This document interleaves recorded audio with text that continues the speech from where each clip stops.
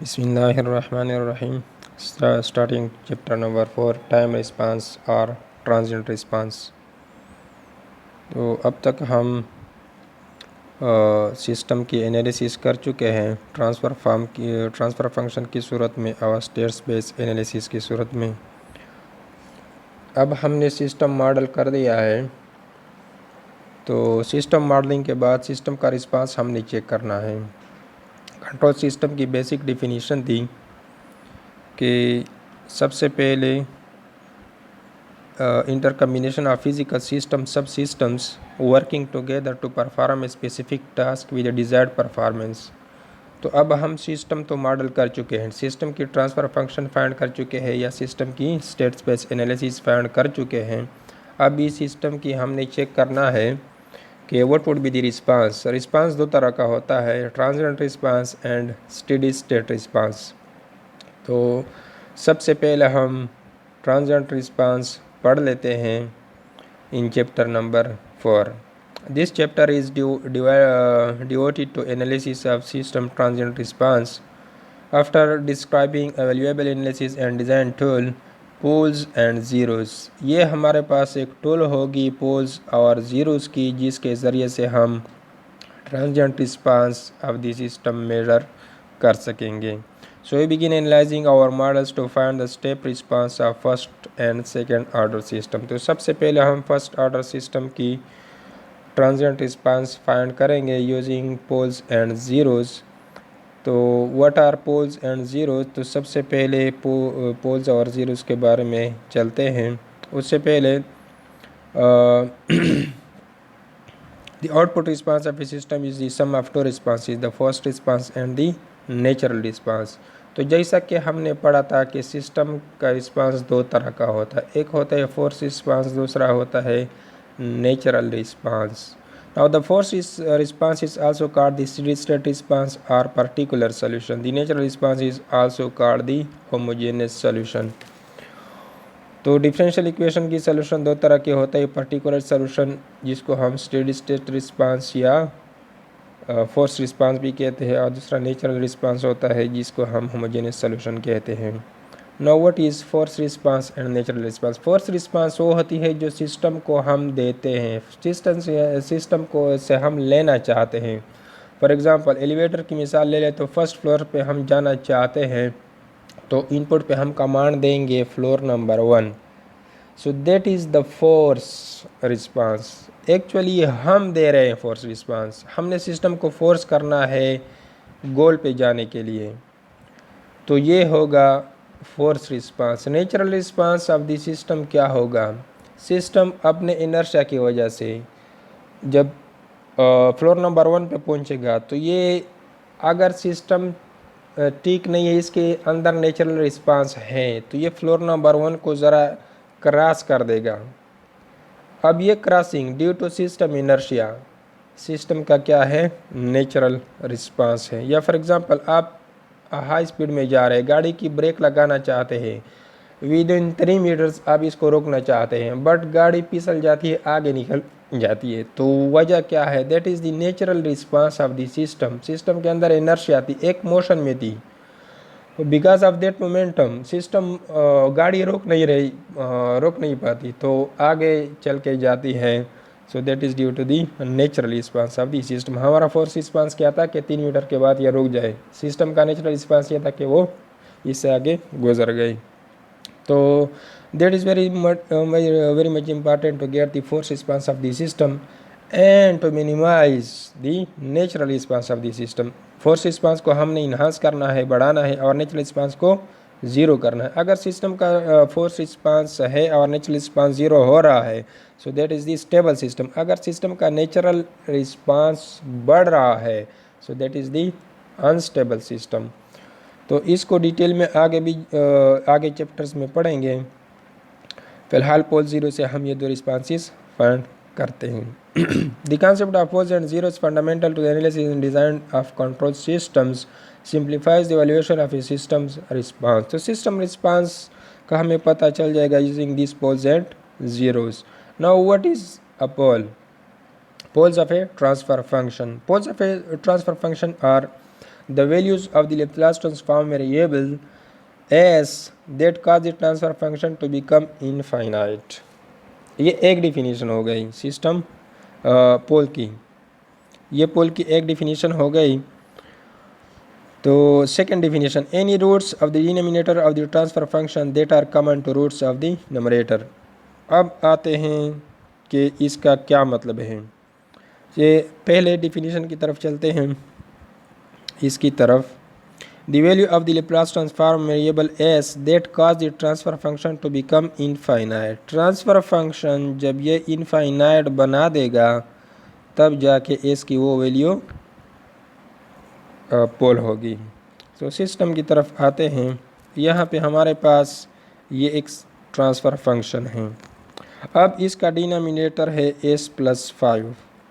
अगर मैं s को -5 पुट कर दूँ, if this s is equal to -5 then -5 + 5 0 बन जाएगी। डिनोमिनेटर 0 है, तो अगर डिनोमिनेटर हमारे पास 0 बन जाती है then the system becomes infinite. Denominator में 0 आ गया, सिस्टम की वैल्यू क्या है, इनफाइनाइट। अब s की वो वैल्यू जो इसको इनफाइनाइट बना रही है, ट्रांसफ़र फंक्शन को इस इनफाइनाइट बना रही है, उसको क्या कहते हैं, पोल कहते हैं। तो यहाँ पे s इज़ इक्वल टू -5 अगर हम पुट कर दे so the system becomes infinite, transfer function infinite बन जाएगी। तो s की वो वैल्यू पोल कहलाए है। आसान ये है कि ये जो नीचे डिनोमिनेटर है s प्लस 5, इसको 0 के बराबर ले ले, s विल बिकम -5। तो कोई भी इस तरह की डिफरेंट फैक्टर्स हो सकते हैं। फॉर एग्जांपल डिनोमिनेटर में अगर डिनोमिनेटर में s plus 1 into s plus 2 into s plus 3 है, तो हमारे पास 3 पोल आ जाएंगे। s प्लस 1 0 के बराबर पुट करेंगे तो s इज इक्वल टू -1 आएगा। इसी तरह s प्लस 2 0 के बराबर पुट करेंगे तो s इज इक्वल टू -2। इस तरह s इज इक्वल टू -3। तो -1 -2 और -3 ये सब क्या होंगे, सिस्टम पोल होंगे। दूसरी जो डिफिनीशन की कि common factor between numerator and denominator.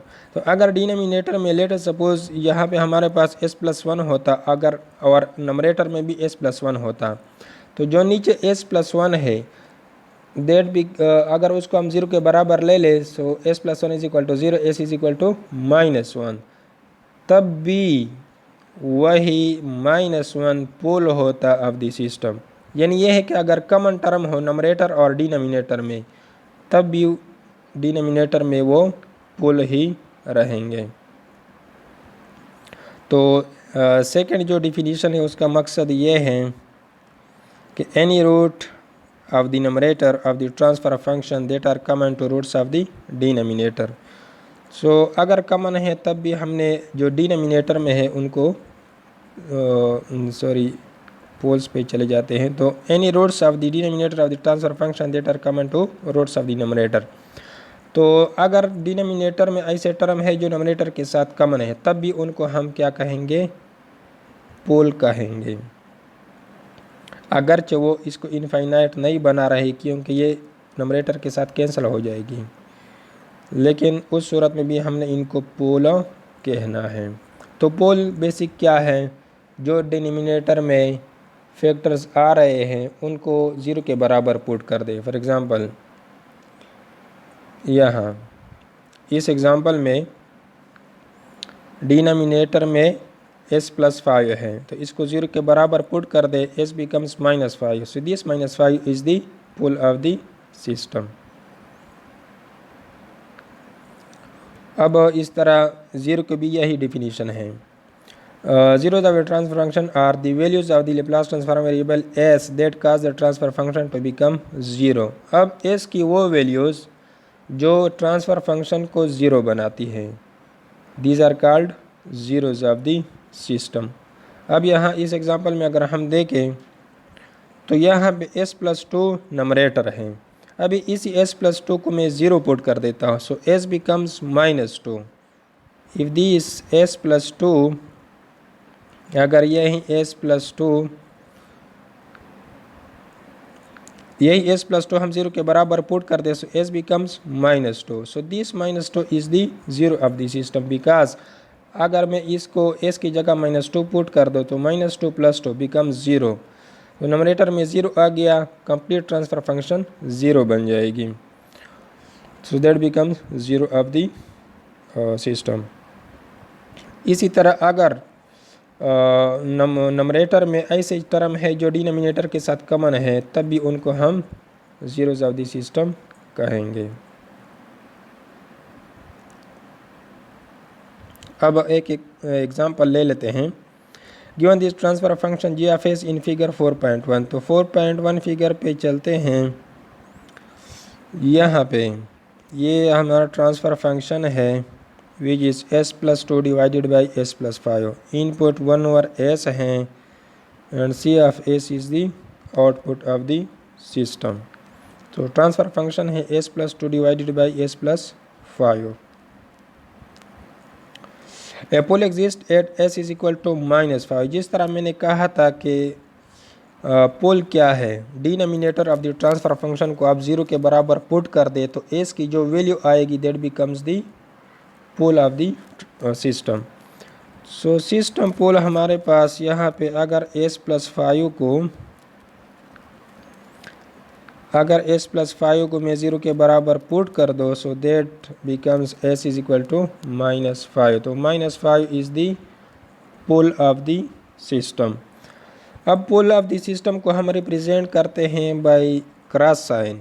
ये जो यहाँ पे रिप्रेजेंट कर दिया गया है ये एक क्रॉस साइन है जो कि -5 के ऊपर हमने लगाया है।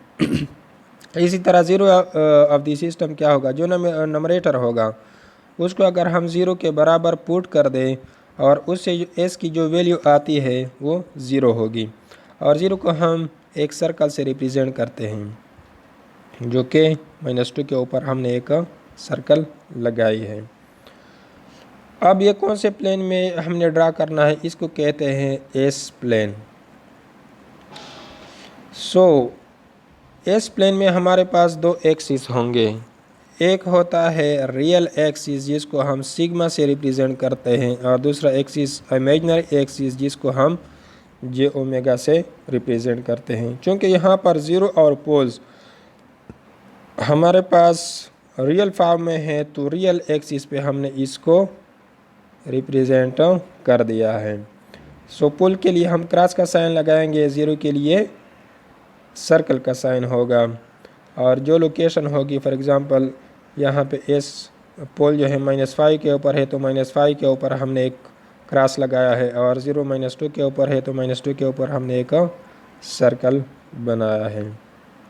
So this are the representation of poles and 0 in s plane. S plane के ऊपर इसकी ये रिप्रेजेंटेशन है। अब आते हैं सिस्टम रिस्पांस को फाइंड करने के लिए। What would be the output of this system. चूँकि हम ट्रांजिएंट रिस्पांस एनालिसिस कर रहे हैं, transient response of the system find कर रहे हैं, सो उसके लिए हमने आउटपुट को फाइंड करना है। सो आउटपुट को फाइंड करने के लिए ये हमारे पास डिफिनीशन है ऑफ द ट्रांसफ़र फंक्शन कि transfer function is equal to output divided by input. So output would be equal to transfer function into input. R of S को लेफ्ट साइड पे ले जाए so that become G of S into R of S. तो अगर हम example में देख ले आर ऑफ एस हमारे पास 1/s हैं, यहाँ पे are of S is 1/s और ट्रांसफ़र फंक्शन ये है। इन दोनों को अगर हम मल्टीप्लाई कर दें तो इसका रिज़ल्ट ये होगा। So this would be the result 1/s into s+2 divided by s+5। अब इसके हम पार्शियल फ्रैक्शन कर देते हैं, a divided by s plus b divided by s+5। तो अब ए बी की वैल्यूज़ फाइंड करनी है। ए बी की वैल्यूज़ फाइंड करने के लिए हमने ये करना है कि सी ऑफ एस बराबर है s+2 divided by s into s+5। अब ये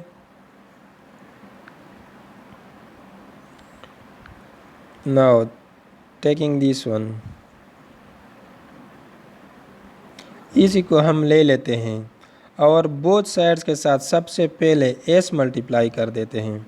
जब हम दोनों साइड के साथ s मल्टीप्लाई करेंगे तो ये s और ये s आपस में कैंसिल हो जाएंगे। इसी तरह this s and this s ये भी कैंसिल हो जाएगा। अब चूँकि हमने s पुट किया है तो s इज इक्वल टू ये एक पोल है जो कि इनपुट की वजह से है और इसकी वैल्यू क्या है 0 है। सो s को हमने अब इस एक्सप्रेशन के अंदर 0 पुट करना है और इसी एक्सप्रेशन के अंदर भी इसको 0 पुट करना है। यहाँ पे अगर हम इसको 0 पुट कर दे s की जगह 0 तो 2/5 आ जाएगा और राइट साइड पे यहाँ पे अगर हम इसको 0 पुट कर देंगे तो ये टर्म 0 बना देगा, तो राइट साइड पे सिर्फ a रह जाएगी। So a will be equal to this thing. ये पार्शियल फ्रैक्शन है, आगे भी पढ़ाया है तो वहाँ से भी आप चैप्टर नंबर 2 के स्टार्ट में भी आप देख सकते हैं। So s+2 divided by s+5 at s is equal to 0। अब s हमने 0 पुट कर दिया सो a बिकम्स 2/5। इसी तरह अब बोथ साइड इसी एक्सप्रेशन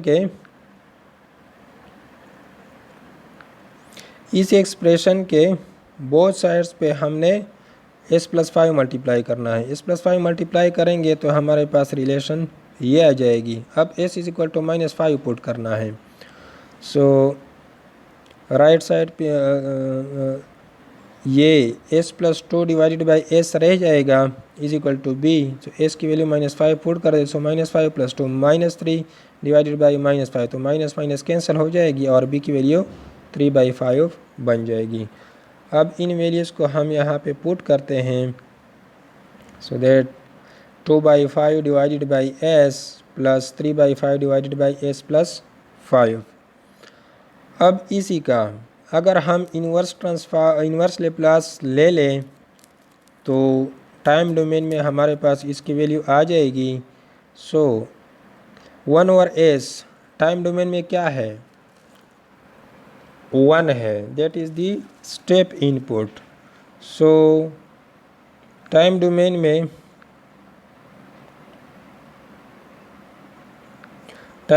में 1/s की जगह 1 आएगा और 2/5 इसकी कोफिशिएंट है।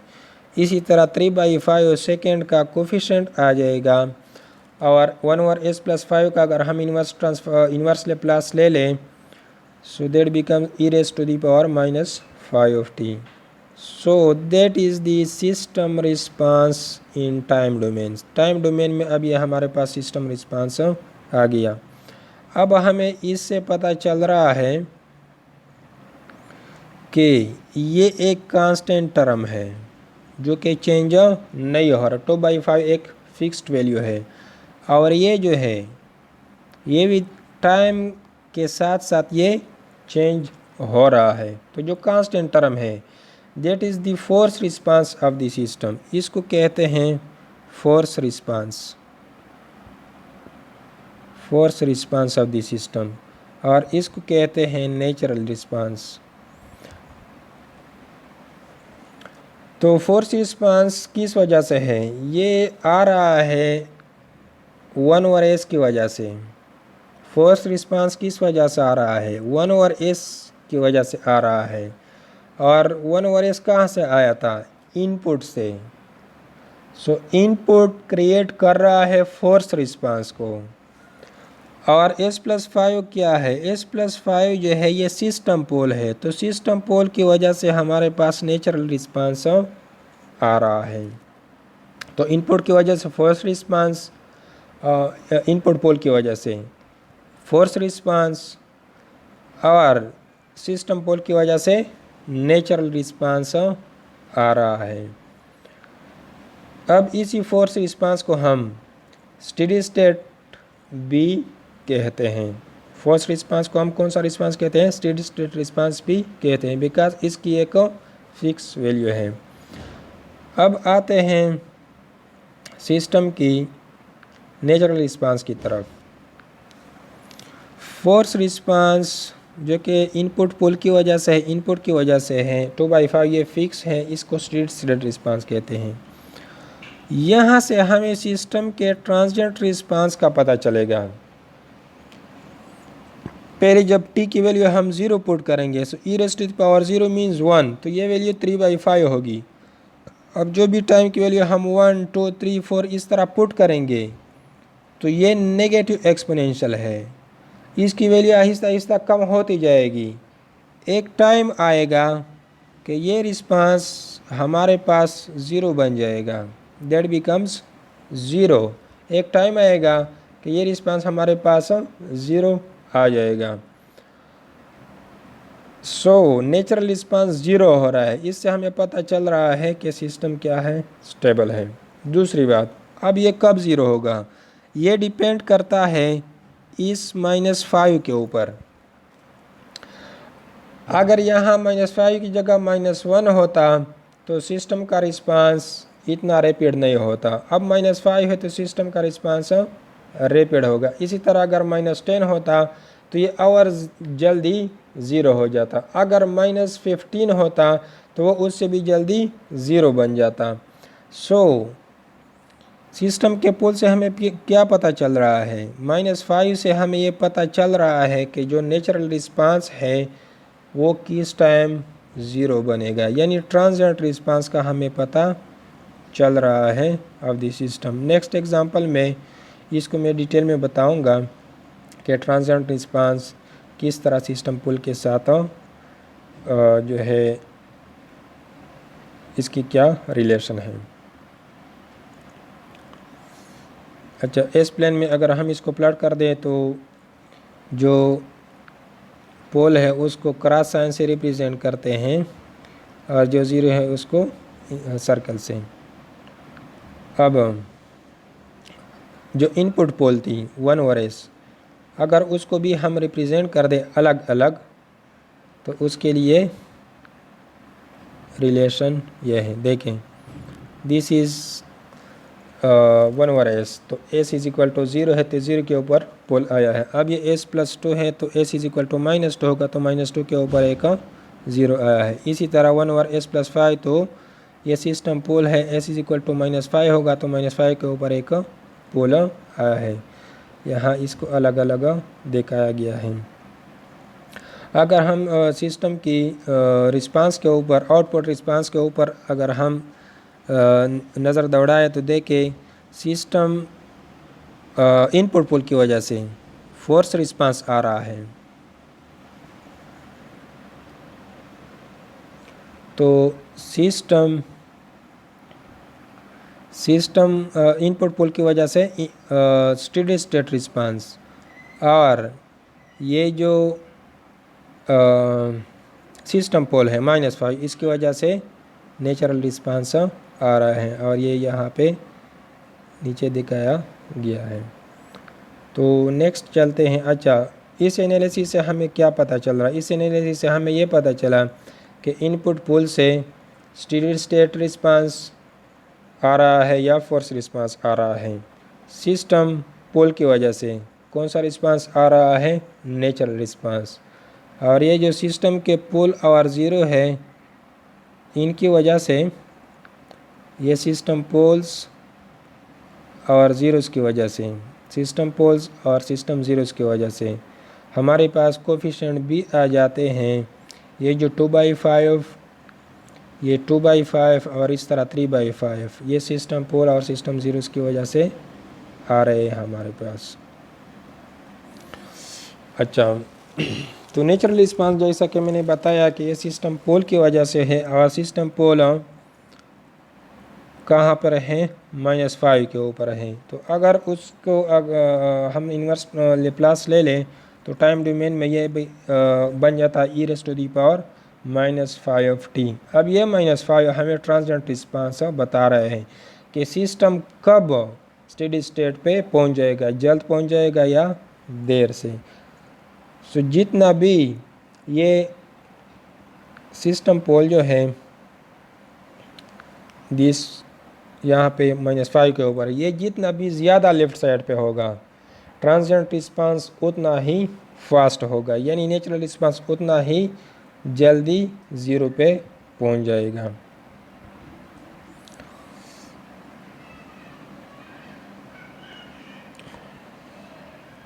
इसी तरह यहाँ पे एग्जांपल्स दिखाए गए हैं। इसी एग्जांपल को अगर हम देखें तो यहाँ पे इनपुट 1/s है, यानी पोल है एट द ओरिजिन, 0 के ऊपर एक पोल है जो कि इनपुट है, और जो सिस्टम पोल है वो -2 -4 और -5 के ऊपर है। तो अगर हम रिस्पांस पार्शियल फ्रैक्शन इसका बना दें, सो दैट बिकम्स के 1/s प्लस के 2/s प्लस 2 प्लस के 3/s प्लस 4 प्लस के 4/s प्लस 5। और अगर इसका इन्वर्स लेप्लास ले लें तो ये हमारे पास टाइम डोमेन में आ जाएगी। अब जितने भी सिस्टम पोल्स थे उसकी वजह से क्या होगी, ये कंप्लीट नेचुरल रिस्पांस, और जो इनपुट थी उसकी वजह से क्या होगी, force response, steady state response होगी। Q1 एक कांस्टेंट है, इसकी कोई कांस्टेंट वैल्यू होगी। इस तरह स्किल असेसमेंट एक्सरसाइज भी दिखाया गया है। अब आते हैं फर्स्ट ऑर्डर सिस्टम की तरफ। तो फर्स्ट ऑर्डर सिस्टम कौन सा होगा, ट्रांसफ़र फंक्शन का डिनोमिनेटर जो होगा उसमें s की पावर 1 होगी। ट्रांसफ़र फंक्शन के डिनोमिनेटर में s की पावर क्या होगी, 1 होगी। तो यहाँ पे आप देख रहे हैं कि s प्लस a, यहाँ s की पावर कितनी है, डिनोमिनेटर में जो s प्लस a है उसमें s की पावर 1 है। So that becomes first order system. अब इसी सिस्टम का अगर इनपुट हमारे पास ये जो R ऑफ S है, if this R of S is 1/s, यानी स्टेप इनपुट है, so R of S into G of S is equal to C of S। यहाँ पे ये दिखाया गया है कि R of S into G of S is equal to C of S। अब अगर हम there becomes a divided by s into s plus a divided by s plus b divided by s plus a होगा। तो यहाँ इसी के अगर हम पार्शियल फ्रैक्शन कर दें, फाइंड कर दें, तो a की वैल्यू 1 होगी और b की वैल्यू यहाँ पे -1। तो a की वैल्यू 1 है, b की वैल्यू -1 है। सो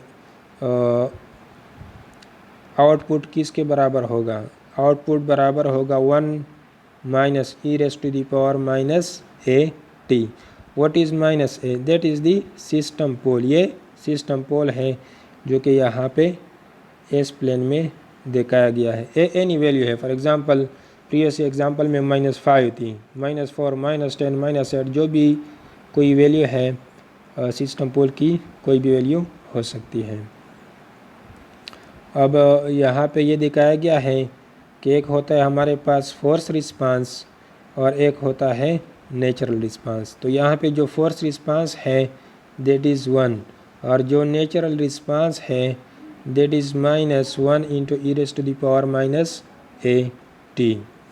तो इसी से हम आगे जाके चंद डिफिनीशंस बनाएंगे जो कि फर्स्ट ऑर्डर सिस्टम से रिलेट करेंगे। तो सबसे पहले टाइम कांस्टेंट। तो time constant we call 1/a time constant. अब 1/a को अगर हम इस एक्सप्रेशन के अंदर अगर t की जगह में 1/a पुट कर दो, so natural response becomes like this, e raise to the power -a_t, at is equal to 1/a। So e raise to the power -1, e raise to the power -1 बराबर होती है 0.37, यानी इस टाइम के ऊपर जो नेचुरल रिस्पांस है वो 0.37 है। अब complete response of the system को अगर हम देखें, so complete response of the system वो ये है 1 माइनस दिस थिंग। तो अगर T1/a है सो 1 माइनस 0.37, तो complete response of the system क्या है 0.63। Force response of the system क्या थी, वो 1 थी। Complete response of the system 0.63 है। तो अब आते हैं डिफिनीशन की तरफ। डिफिनीशन ये है कि the time constant is the time it takes for the step response to rise to 63% of its final value. अब final value of the system क्या है? Final value of the system वो 1 है। सिस्टम ने 1 पे जाके पहुंचना है। और इस 1 ओवर ए के ऊपर जब टाइम 1 ओवर ए है तो इस टाइम सिस्टम कौन सी वैल्यू पे पहुंची है? 0.63 पे। तो 0.63 इज 63% ऑफ 1। सो इस टाइम कांस्टेंट के ऊपर वो टाइम जहाँ system 63% of its final value तक पहुंच जाती है, that is the time constant. और ये किसके बराबर होती है? Reciprocal of its system pole. System pole A था तो टाइम कांस्टेंट क्या होगा? 1 over A. For example previous example में पोल 5 था, -5 था, तो टाइम कांस्टेंट क्या होगा? 1 over 5। So that is the reciprocal of the system pole. अब आगे जाते हैं। The reciprocal of the time constant has the units 1 over seconds और frequency. Thus we call the parameter A the exponential frequency. तो मतलब ये हुआ कि 1 ओवर ए हमारे पास सेकंड में होगा, तो ए क्या होगा? 1 over second. 1 over second frequency की यूनिट है। तो इसको हम चूँकि ये जो होगी that is e raise to the power -80, so that is the exponential frequency. तो ए को हम क्या कहेंगे? एक्सपोनेंशियल फ्रीक्वेंसी कहेंगे ऑफ द सिस्टम। और ये एक्चुअली डिकेइंग एक्सपोनेंशियल होगा, यानी अगर इसी की वजह से जो सिस्टम होगा वो डीके होगा, नेचुरल रिस्पांस 0 के बराबर पहुंच जाएगा किसी खास टाइम के ऊपर। राइज टाइम क्या है? सो राइज टाइम की डिफिनीशन है the time for the waveform to go from point 1 to point 9 of its final value. Final value 1 थी, अब ये पॉइंट 1 से शुरू होता है पॉइंट 9 तक, कितने टाइम में पहुंचता है system? So that is the rise time. तो ये इस वेवफॉर्म के ऊपर देखते हैं। तो वेवफॉर्म में अगर हम देखें पॉइंट 1 ये वैल्यू है, यहाँ से सिस्टम स्टार्ट होके जब यहाँ तक पॉइंट 9 पे पहुँच जाता है, इस दौरान जो टाइम है उसको हम क्या कहते हैं? राइज टाइम, जो कि TR से यहाँ पे रिप्रेजेंट कर दिया गया है। सिस्टम पॉइंट 1 से पॉइंट 9 तक ऑफ इट्स फाइनल वैल्यू जितने टाइम में जा सकती है that becomes the rise time. या 10% से 90% तक सिस्टम जब जाती है तो उसका इसी टाइम को कहते हैं राइज टाइम। और ये वैल्यू पुट कर दी गई है CT। पहले जब हम पॉइंट 1 और पॉइंट 9 पुट करेंगे सो टाइम जो होगा वो हमारे पास 2.2 डिवाइडेड बाई ए आ जाएगा। सो ये एक जनरल रिलेशन है, एक्सप्रेशन है for rise time of the first order system. इसी तरह सेटलिंग टाइम क्या होगा? That is time for the response to reach and stay within 2% of its final value. तो सिस्टम जब 2% के वैल्यू तक जा पहुंचती है, so within 2% of its final value जो सिस्टम जाती है, so that becomes the TS settling time. यानी सिस्टम हमारे पास जो वैल्यू है दैट इज़ 1। अब फाइनल वैल्यू 1 है। इस फाइनल वैल्यू का 2% अगर हम ले लें तो अगर सिस्टम इस 2% के वैल्यू से नहीं निकलती, इससे ऊपर भी जाती है, इससे नीचे जाती है, लेकिन 2% से नहीं जाती। फॉर एग्ज़ाम्पल अगर सिस्टम की फ़ाइनल वैल्यू हमारे पास 100 है, तो जब ये 98% पे पहुंच जाता है, फिर आगे जाता है 102 पे, फिर आता है नीचे 99, फिर 101, फिर 100 पे रुक जाती है। सो जब ये 98 पे पहुंच जाती है, 98 और 102 के दरमियान जब सिस्टम रुकती है, सो ये विदिन 2% रुकती है। अब यहाँ तक के टाइम को हम सेटलिंग टाइम कहते हैं और इसको TS से रिप्रेजेंट करते हैं और इसके लिए एक्सप्रेशन है इट इज़ 4/A, बिकॉज यहाँ पे सिस्टम की वैल्यू 0.98 होगी अगर फाइनल हमारे पास 1 है।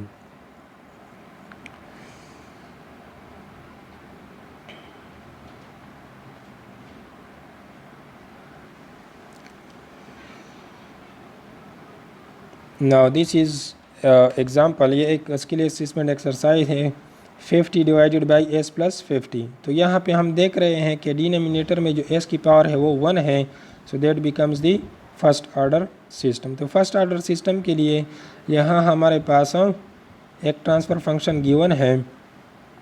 A system is a transfer function g(f)(d) is find the time constant all this values. तो यहाँ पे A की वैल्यू क्या है -50, तो उस वैल्यू से हम ये पैरामीटर्स फाइंड कर सकते हैं। तो नेक्स्ट लेक्चर में जाएंगे सेकंड ऑर्डर सिस्टम की तरफ।